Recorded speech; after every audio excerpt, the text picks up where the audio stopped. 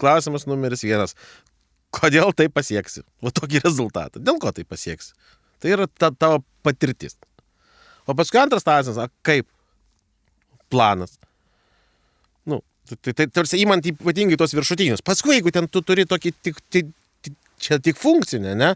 Tai tada geriausias klausimas bus, kaip tu kažką matuosi. Kaip tu matuosi savo rezultatą? Jo paklausti. Jeigu jis sako individualiai, tai čia individualiai. Tai reiškia, aš nesuprantu. Viskas.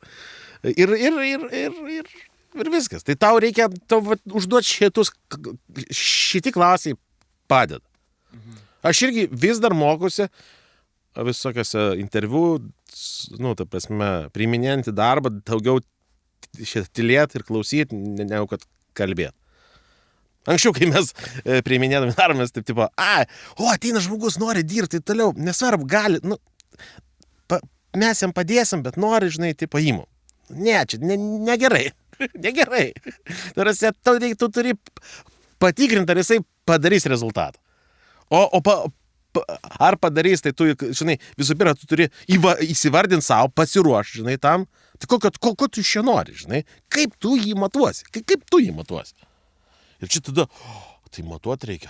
Ir tada, tai per kokius nors inputus, ne? Tai kiek valandų dirbs? Ne, čia nematavimas.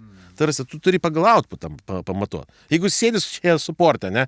Kiek problemų išsisprendė, žinai, kiek atnešė tau.